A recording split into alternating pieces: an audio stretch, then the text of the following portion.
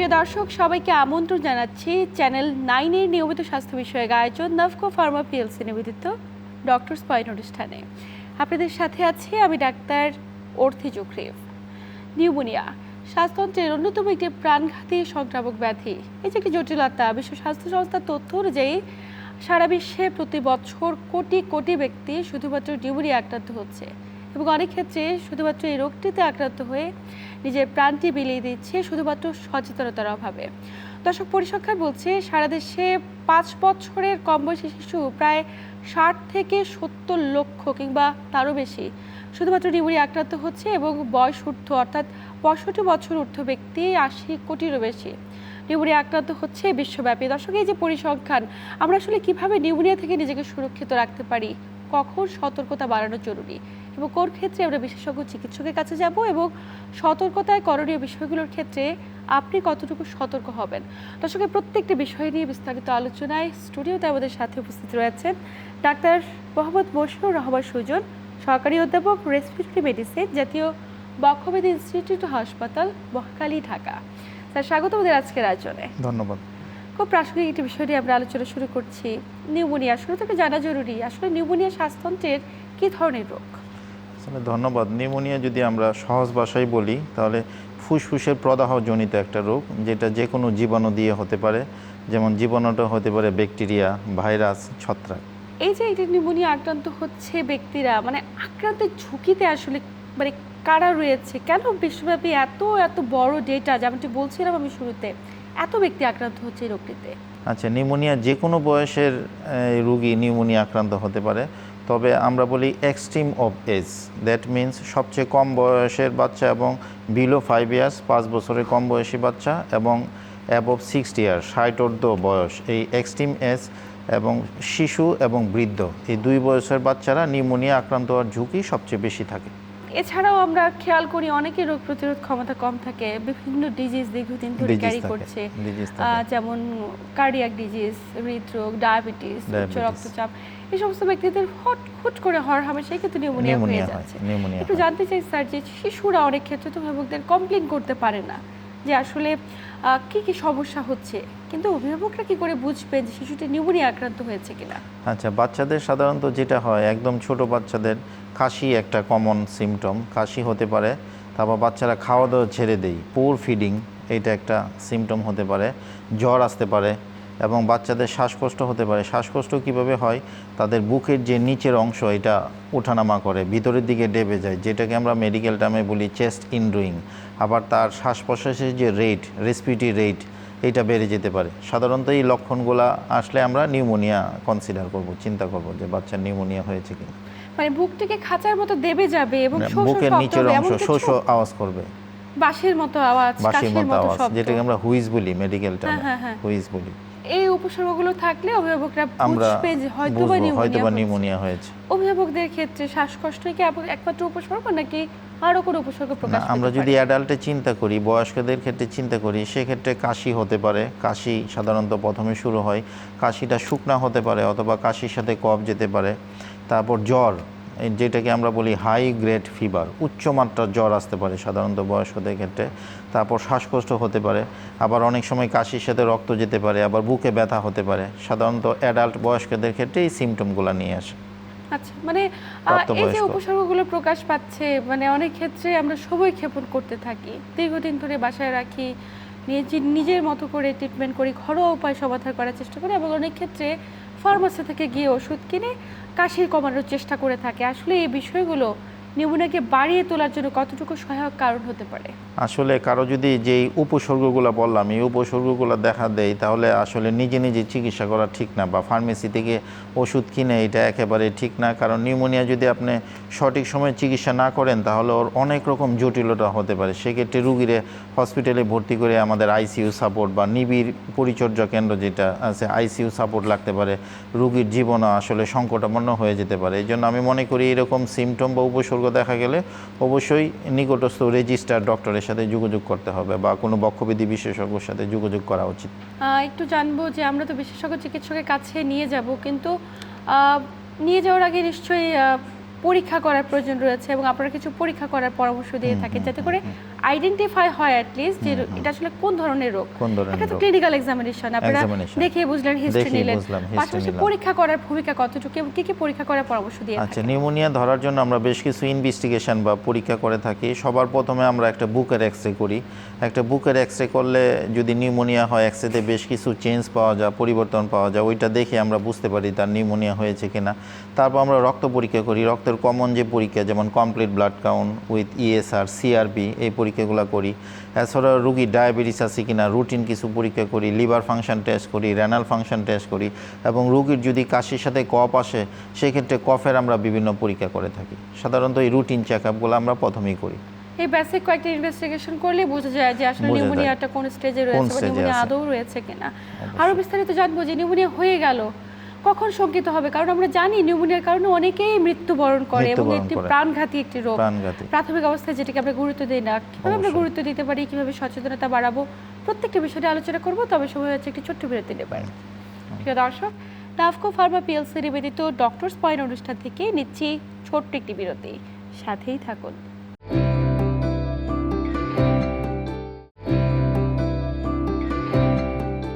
প্রিয় দর্শক, বিরতির পর আমরা সবাইকে স্বাগত জানাচ্ছি নাফকো ফার্মা পিএলসি নিবেদিত ডক্টরস পয়েন্ট অনুষ্ঠানে। সাথে আছে আমি ডাক্তার অর্থি জুখরিফ এবং আমার সাথে আছেন ডাক্তার মোহাম্মদ মশিউর রহমান সুজন। বিরতির পর আবার স্বাগত ওদের আজকের আয়োজনে। বিরতির আগে যেমনটি বলছিলাম যে যখন ডায়াগনোসিস হয়ে যায় একজন ব্যক্তির নিউমোনিয়া হয়েছে কিনা, বিভিন্ন ইনভেস্টিগেশন করা হলো, ক্লিনিক্যাল এক্সামিনেশন করলেন এবং হিস্ট্রি ইভ্যালুয়েশন করলেন যে এই ব্যক্তিটার আসলে নিউমোনিয়ার দিকে গিয়েছে। নিউমোনিয়া তো তার নানা ধরন রয়েছে, আসলে কী কী ধরনের নিউমোনিয়া আক্রান্তের ঝুঁকি রয়েছে এবং ধরন ভেদে পার্থক্য কীভাবে আমরা করতে পারি? আচ্ছা, প্রথমে আমরা নিউমোনিয়া ঝুঁকির কথা বলি, যেটাকে আমরা বলি রিস্ক ফ্যাক্টর। কোন কোন গ্রুপের ব্যক্তিদের নিউমোনিয়া হতে পারে, যেমন একটা হলো এজ, এক্সট্রিম অফ এজ, যেমন খুব কম বয়সী শিশু এবং 60 বেশি বয়সের বয়স্ক রোগী, এই এক ধরনের। তারপর কেউ যদি ধূমপান করে তাহলে তার নিউমোনিয়া আক্রান্ত হওয়ার ঝুঁকি বেড়ে যায়। কেউ যদি অ্যালকোহলিক হয়, মানে সে যদি মদ্যপান করে তাহলে তার ঝুঁকি বেড়ে যায়।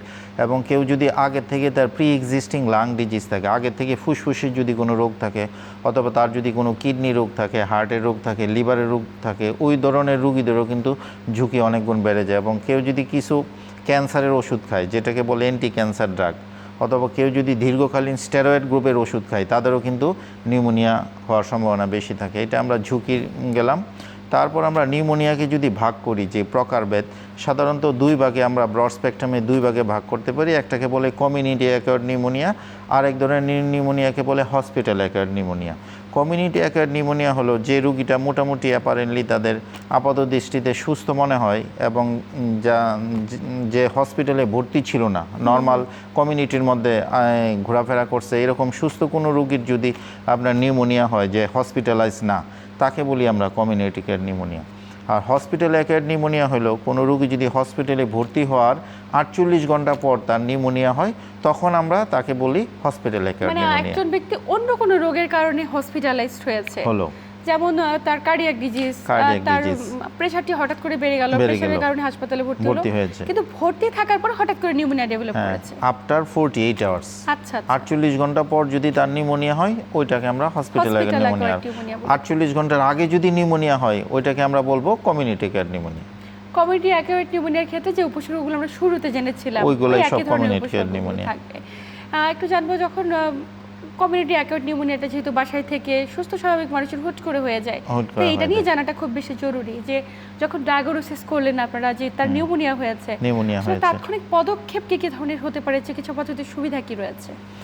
আচ্ছা, কমিউনিটি অ্যাকোয়ার্ড নিউমোনিয়া, যখন একটা নিউমোনিয়া নিয়ে একটা রোগী রেজিস্টার্ড কোনো ফিজিশিয়ান অথবা আমাদের কাছে বক্ষবিধি বিশেষজ্ঞর কাছে গেল, তখন আমরা এই রুগীটারে আসলে একটা অ্যাসেসমেন্ট করি, যেটাকে বলে সিভিয়ারিটি অ্যাসেসমেন্ট। একটা বিশেষ আমরা স্কোর করি, যেটাকে আমরা বলি কাপ 65 স্কোর।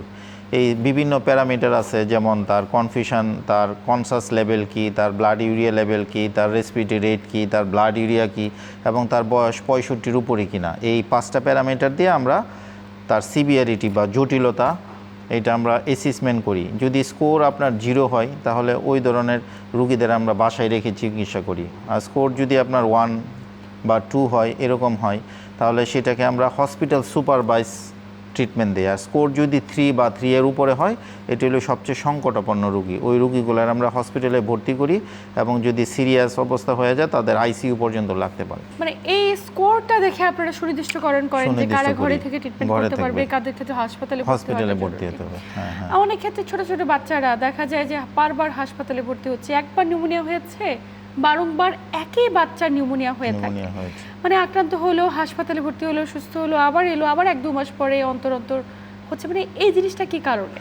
এটা আসলে যেই সব বাচ্চার ঘন ঘন নিউমোনিয়া হয়, তাদের আগে থেকে কোনো লাং ডিজিজ থাকে, ফুসফুসের ডিজিজ থাকে, যেমন চাইল্ডহুড অ্যাজমার যদি পেশেন্ট থাকে, অথবা দীর্ঘকালীন বুকে ইনফেকশনের যে পেশেন্ট, যেটাকে আমরা বলি ব্রঙ্কিয়েক্টিসিস, এরকম পেশেন্ট থাকে, বা তাদের যদি কোনো হার্টের রোগ থাকে, যেমন কনজেনিটাল ভালভুলার হার্ট ডিজিজ থাকে, জন্মগতভাবে যদি তাদের হার্টের কোনো রোগ থাকে, অথবা হার্টের যে পর্দা আছে যেটাতে কোনো ফুটা থাকে, যেমন একটা রোগের নাম এএসডি, এট্রিয়াল সেপ্টাল ডিফেক্ট, এরকম এক্সিস্টিং যদি কোনো লাং এবং হার্টের বাচ্চা থাকে, তাদের কিন্তু ঘন ঘন নিউমোনিয়া হওয়ার সম্ভাবনা থাকে।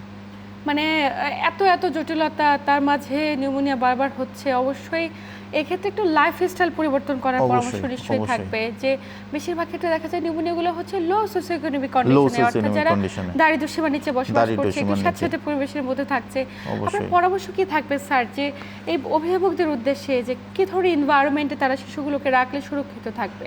আসলে ঘন ঘন নিউমোনিয়ার একটা মেইন কারণ কিন্তু ম্যালনিউট্রিশন, অপুষ্টি। আচ্ছা, বাচ্চাদের আমাদের সুষম পুষ্টি দিতে হবে, নিউট্রিশনটা ভালোভাবে মেনটেন করতে হবে, তারপর বাচ্চাদের ব্রেস্ট ফিডিং করাতে হবে। যেসব বাচ্চারা আসলে এক্সক্লুসিভ ব্রেস্ট ফিডিং, যেটা আমরা বলি জন্মের পর 6 মাস পর্যন্ত শুধুমাত্র বুকের দুধ খাবে, যেসব বাচ্চারা বুকের দুধ খায় না, বোতল ফিডিং করে বা এক্সট্রা যেই দুধ আছে, গুঁড়ো দুধ, এগুলো খায়, তাদের ক্ষেত্রে কিন্তু রোগ প্রতিরোধ ক্ষমতা কম হয়। এবং রিসেন্টলি যে মিজেলস যেই প্রাদুর্ভাব দেখা গেছে যেই সব বাচ্চারা 6 মাস বুকের দুধ খায় না, তারাই কিন্তু বেশি মিজেলসে আক্রান্ত হয়েছে।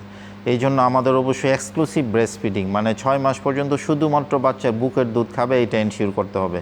তারপর বাচ্চাকে আমরা ভিটামিন এ ক্যাপসুল যে শিডিউল আছে এটা দিতে হবে। আর বাচ্চাদের যেই ইপিআই, যেই আপনার ভ্যাকসিনেশন যে শিডিউল আছে, ইপিআই শিডিউল, এই শিডিউল মেনটেন করতে হবে। আর যথাযথ পুষ্টির ব্যবস্থা করতে হবে। সময় ইপিআই শিডিউল মেনটেন করে বিভিন্ন ধরনের ভ্যাকসিন না গ্রহণ করার কারণে হামে কত শিশু মৃত্যুবরণ করছে, 600 পেরিয়ে গেছে। এই জায়গাটা থেকেও যদি কোনো অভিভাবক সচেতন হয়, আরো সচেতনতা বাড়ানোর ক্ষেত্রে আমাদের তো এই আয়োজনগুলো বিস্তারিত আরো জানবো, নিউমোনিয়াকে কিভাবে আমরা রোধ করতে পারি, কিভাবে সন্তান এবং বয়োজ্যেষ্ঠ যে বাবাটি কিংবা মাটি ঘরে রয়েছে বারবার অসুস্থ হচ্ছে, তাকে সুরক্ষিত রাখতে পারি। তবে সময় হচ্ছে একটি ছোট্ট বিরতি নেবার। প্রিয় দর্শক, নাফকো ফার্মা পিএলসি নিবেদিত ডক্টরস পয়েন্ট অনুষ্ঠান থেকে নিচ্ছি আবারও একটি বিরতি, সাথেই থাকুন।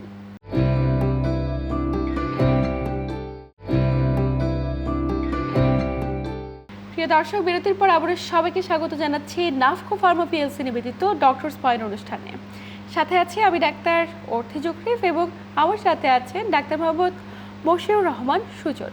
স্যার, বিরতির পর আবারও স্বাগত আমাদের আজকের আয়োজনে। ধন্যবাদ। বিরতির আগে যেমনটি বলছিলাম যে এপিআই শিডিউলের আওতাভুক্ত করা হচ্ছে না অনেক শিশুকে, এবং ঠিক এ কারণে নিউমোনিয়া সহ নানা ধরনের প্রাণঘাতী রোগগুলোতে আক্রান্ত হচ্ছে। যে রোগটি কিছুদিন আগেও আমাদের দেশে কিংবা সারা বিশ্বব্যাপী খুবই নিরীহ একটি রোগ হিসেবে ছিল, হাম। কখনোই প্রাণঘাতী রোগ হিসেবে আমরা কিন্তু কখনোই চিন্তা করতাম না, কিন্তু সাম্প্রতিক সময় আমরা দেখছি হামে অনেক শিশু মৃত্যুবরণ করছে। আসলে হাম থেকে কিভাবে আমরা সুরক্ষিত রাখতে পারি শিশুকে, এটা একটু জানবো, এবং পাশাপাশি জানবো যে হামে এত শিশু আক্রান্ত হচ্ছে, কি ধরনের পদক্ষেপ নিতে পারে। আচ্ছা, হামে আক্রান্তর মেইন কারণ আমাদের যে ইপিআই হামের ভ্যাকসিন ছিল না, এটা একটা কারণ, যে বাচ্চাদের ভ্যাকসিন দেওয়া হয় নাই, যে ভ্যাকসিনটা দেয় এটা। এবং আমি একটু আগেও বলেছি, যেই বাচ্চারা ম্যালনারিশড, দ্যাট মিন্স অপুষ্টিতে ভুগে, যাদের বাচ্চাদের ওজন কম এবং যারা এক্সক্লুসিভ ব্রেস্ট ফিডিং করায় নাই, মানে মায়ের বুকের দুধ খায় নাই, তাদের দেহে অ্যান্টিবডির পরিমাণও কম এবং তারা ইমিউনো কম্প্রোমাইজ বাচ্চা, দ্যাট মিন্স তাদের রোগ প্রতিরোধ ক্ষমতা কম। সাধারণত এই বাচ্চাগুলাই হামে বেশি আক্রান্ত হয়েছে। এবং হামের হামে আক্রান্ত বাচ্চারা কিন্তু তাদের সেকেন্ডারি ব্যাকটেরিয়াল ইনফেকশন হয়েছে, যেটাকে বলে নিউমোনিয়া।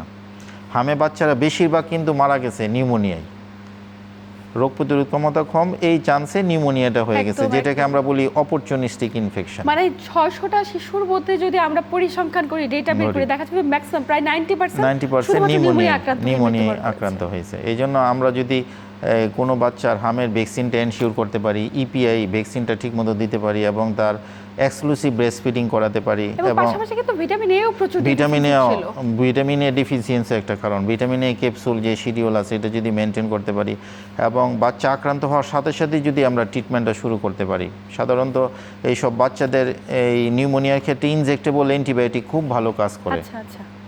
ওরালের চেয়ে ইনজেক্টেবল অ্যান্টিবায়োটিক খুব ভালো কাজ করে, তাহলে ওই বাচ্চাগুলোর আইসিইউতে ভর্তি লাগে না এবং তাদের কিউর রেটটা অনেক বেশি হয়। মানে প্রাথমিক অবস্থায় আমরা সময় ক্ষেপণ না করে যদি ভ্যাকসিনেশনটা নিয়ে নেই এবং পাশাপাশি আপনি যেমনটি বলছিলেন ইনজেক্টেবল ট্রিটমেন্টটা অনেকে নিতে অবহেলা করে, শুধুমাত্র এই কারণে বেশিরভাগ শিশুকে দেখা যাচ্ছে আইসিইউতে রেফার করতে হয়। একটু এই জায়গাটাতে সচেতন হবেন। সাথে পাশাপাশি নিয়ে আসতে চাই অভিভাবকদের কথা, বয়োজ্যেষ্ঠ যে বাবা-মাটি রয়েছে হঠাৎ করে অসুস্থ হয়ে যাচ্ছে বারংবার, শুধুমাত্র বিভিন্ন ধরনের ডিজিজ তাদের শরীরে রয়েছে, এই কারণে তো নিউমোনিয়া বারবার হচ্ছে। একটু জানতে চাইবো যে খাদ্যাভ্যাসে কোনো বিশেষ পরিবর্তন আনবে কিনা এবং জীবনযাপনে, একটু তো বললেন আপনি শিশুদের কথা, বয়োজ্যেষ্ঠ ব্যক্তিদের। এখন বয়োজ্যেষ্ঠদের ক্ষেত্রে আসি। শিশু এবং বয়োজ্যেষ্ঠ, দ্যাট মিনস আফটার 60 ইয়ার, 60 বয়স্ক যেই রোগীরা তারাই কিন্তু নিউমোনিয়া আক্রান্ত হওয়ার বেশি থাকে এবং তাদের আক্রান্ত হওয়ার বেশি হওয়ার বেশ কয়েকটা কারণ। এক নম্বর, বয়স্কদের রোগ প্রতিরোধ ক্ষমতা কম হয়, তারা ইমিউনো কম্প্রোমাইজ থাকে এবং তাদের প্রি এক্সিস্টিং হার্ট, লাংস বা কিডনি, লিভার ডিজিজ থাকে, এটা একটা কারণ। এবং তারা দীর্ঘকালীন কোনো কারণে কোনো আপনার অ্যান্টি ক্যান্সার ড্রাগ বা স্টেরয়েড গ্রুপের ওষুধ খেতে পারে। এই সব কারণে তাদের ক্ষেত্রে নিউমোনিয়ার হার বেশি হয় এবং তাদের নিউমোনিয়া প্রিভেনশনের জন্য তাদের ক্ষেত্রে যেই পদক্ষেপগুলো নিতে হবে, এক নাম্বার, তাদের যে অনগোয়িং যে ডিজিজ প্রসেস আছে, দ্যাট মিনস কারো যদি ডায়াবেটিস থাকে বা কারো যদি ক্রনিক লাং ডিজিজ থাকে, এই ডিজিজগুলোর প্রপার ট্রিটমেন্ট নিতে হবে। এবং 2 নাম্বার, তারা অযথা কোনো গ্যাদারিংয়ে যাবে না, আননেসেসারি গ্যাদারিং, মানে অনেক লোক যেখানে জড়ো হয়, ক্রাউডিং, আননেসেসারি ক্রাউডিং তাদের অবশ্যই অ্যাভয়েড করতে হবে এবং তাদের এই নিউট্রিশন, পুষ্টিকর খাবার গ্রহণ করতে হবে। এবং সবচেয়ে ইম্পর্টেন্ট যেটা তাদের ক্ষেত্রে আমি বলতে চাই, তাদের ক্ষেত্রেও ভ্যাকসিনেশনের একটা বিশাল রোল আছে। মানে কেবলমাত্র শিশুরা যে ইপিআই ভ্যাকসিন নেবে তা নয়, বয়স্কদের ক্ষেত্রেও ভ্যাকসিনেশনের একটা রোল আছে। সাধারণত এই ধরনের বয়স্ক রোগীদের ক্ষেত্রে আমরা 2 ধরনের ভ্যাকসিন অ্যাডভাইস করে থাকি। একটি হলো ইনফ্লুয়েঞ্জা ভ্যাকসিন আর একটি হলো আপনার নিউমোনিয়ার ভ্যাকসিন। ইনফ্লুয়েঞ্জা ভ্যাকসিনটা আমরা সাধারণত প্রতি বছরে দেই রোগীদের ক্ষেত্রে এবং নিউমোনিয়ার ভ্যাকসিন 2 ধরনের ভ্যাকসিন পাওয়া যায়, একটা 5 ইয়ারলি দেওয়া যায়, আরেক ধরনের ভ্যাকসিন আছে যেটাকে বলে কনজুগেট ভ্যাকসিন, এটা লাইফ লং দিলে হয়। এই 2 ধরনের ভ্যাকসিন আমরা দিলে অনেকাংশে নিউমোনিয়া হওয়ার ঝুঁকি অনেক কম থাকে বয়স্কদের ক্ষেত্রে। ভ্যাকসিনগুলোর বিষয়ে অনেক অভিভাবকরা, অনেক পরিবারের সদস্যরা জানে না, আমরা অনেকেই নেই বা নিচ্ছি না শুধুমাত্র একটু ভয় বা আতঙ্কের কারণে, যে ভ্যাকসিন নেবার পরে কোনো পার্শ্ব প্রতিক্রিয়া হয় কিনা এবং কারা নিতে পারবে, কোন বয়স থেকে নেওয়া শুরু করতে হবে, এই বিষয়গুলো সম্পর্কে একটু বিস্তারিত জানবো। আচ্ছা, ভ্যাকসিন সাধারণত অ্যাবভ 65 ইয়ার্স, যারা 65 বছর উপরে থাকে এবং যাদের দীর্ঘকালীন ফুসফুস অথবা কার্ডিয়াক, হার্টের রোগ থাকে, লিভারের রোগ থাকে, তারপর আপনার কিডনি রোগ থাকে, অথবা দীর্ঘকালীন কোনো immuno compromise drug, that means যদি কোনো স্টেরয়েড গ্রুপের ড্রাগ অথবা কোনো আপনার অ্যান্টি ক্যান্সার ড্রাগ, এই ধরনের ড্রাগ যদি দীর্ঘদিন যাবৎ কোনো রোগী নেই, সেই ক্ষেত্রে আমাদের অবশ্যই তাদের ভ্যাকসিনেশনের আওতায় আনতে হবে। নিশ্চয়ই, মানে তারা প্রত্যেকে ভ্যাকসিন নেবে এবং যারা মাঝবয়সী ব্যক্তি কিন্তু দীর্ঘদিন ধরে শ্বাসকষ্ট আছে, অবশ্যই তারা নেবে, অ্যাজমা রয়েছে, অন্যান্য জটিলতাগুলো রয়েছে, তারাও নিতে পারবে এবং নিলে পার্শ্ব প্রতিক্রিয়া হওয়ার কোনো সম্ভাবনা। এটা আসলে পার্শ্ব প্রতিক্রিয়া তেমন না, এটা রোগীদের মধ্যে আমরা যখন রোগীদের ভ্যাকসিনেশন অ্যাডভাইস বলি তখন অনেকে ভয়ে ভ্যাকসিন নেয় না। এটা আসলে আতঙ্কিত হওয়ার কোনো কারণ নাই, এটা একেবারেই সেফ ভ্যাকসিন। নিউমোনিয়া এবং ইনফ্লুয়েঞ্জা ভ্যাকসিন নিলে বড়জোর একটু যেখানে ইনজেকশন দেয় সেখানে একটু ব্যথা হতে পারে অথবা সামান্য জ্বর আসতে পারে, সেক্ষেত্রে প্যারাসিটামল গ্রুপের ওষুধ খাইলেই উপসর্গগুলো আসলে চলে যায়। কিন্তু তিনি দীর্ঘমেয়াদী সুরক্ষা পাচ্ছে। মানে এই জায়গাটাতে প্রত্যেকটি ব্যক্তি সচেতন হয়ে, আমার মনে হয় আজকের আলোচনার মধ্যে সবচেয়ে গুরুত্বপূর্ণ মেসেজ এটাই, যারা বারবার নিউমোনিয়া আক্রান্ত হচ্ছে, শ্বাসতন্ত্রের প্রদাহজনিত জটিলতায় ভুগছে, তারা যদি নিউমোনিয়ার ভ্যাকসিন এবং ইনফ্লুয়েঞ্জা ভ্যাকসিন গ্রহণ করে তাহলে সুরক্ষিত থাকতে পারবে। স্যার, একদম আলোচনার শেষ প্রান্তে একদম লাস্ট টেক হোম করে মেসেজ থাকবে কিনা দর্শকদের উদ্দেশ্যে যারা নিউমোনিয়া আক্রান্ত হওয়ার ঝুঁকিতে রয়েছে কিংবা নিউমোনিয়া থেকে নিজেকে সুরক্ষিত রাখতে চায়? আচ্ছা, নিউমোনিয়া থেকে নিজেকে সুরক্ষিত রাখার জন্য একটা বিষয় আসলে আলোচনা হয় না, স্মোকিং। যারা ধূমপায়ী আছে তাদের অবশ্যই ধূমপান ত্যাগ করতে হবে এবং যারা আগে থেকে ফুসফুসের রোগ বা কার্ডিয়াক রোগ বা কিডনির রোগে আক্রান্ত, তাদের ওই রোগের ওষুধগুলো ঠিকমতো রেগুলার কন্টিনিউ করতে হবে এবং কোনো প্রয়োজন ছাড়া মাস গ্যাদারিং তাদের অ্যাভয়েড করতে হবে এবং সর্বশেষে বলবো তাদের অবশ্যই ভ্যাকসিনেশনের আওতায় আনতে হবে। যদি আমরা এই কয়েকটা পদক্ষেপ ঠিকমতো মানতে পারি, অবশ্যই অনেকাংশে নিউমোনিয়া হওয়ার ঝুঁকি থেকে আমরা রক্ষা পাবো। একদম আলোচনার শেষ প্রান্তে আপনাকে আন্তরিক ধন্যবাদ গুরুত্বপূর্ণ তথ্য এবং পরামর্শের মাধ্যমে দর্শকদের উপকৃত করবার জন্য। আপনাকে ধন্যবাদ। প্রিয় দর্শক, এই ছিল আমাদের আজকের আয়োজন। যেমনটি বলছিলেন আমাদের বিশেষজ্ঞ চিকিৎসক, অবশ্যই আপনার ঘরের সন্তান কিংবা পরিবারের বয়োজ্যেষ্ঠ সদস্যটি যদি নিউমোনিয়া আক্রান্ত হয়ে থাকে, অবশ্যই প্রাথমিক অবস্থায় জিনিসটি শনাক্ত করুন এবং সেই অনুযায়ী পর্যাপ্ত চিকিৎসা গ্রহণ করুন। একটুখানি জীবনযাপন পদ্ধতিতে পরিবর্তন আনলেই নিউমোনিয়ার মতো একটি সহজ রোগ, যেটাকে আমরা খুব সহজভাবে সমাধান করতে পারি, সেটা থেকে মৃত্যুর ঝুঁকি অনেকখানি কমিয়ে আনা সম্ভব। সবাই ভালো থাকুন, সুস্থ থাকুন এবং চ্যানেল 9-এর সাথেই থাকুন।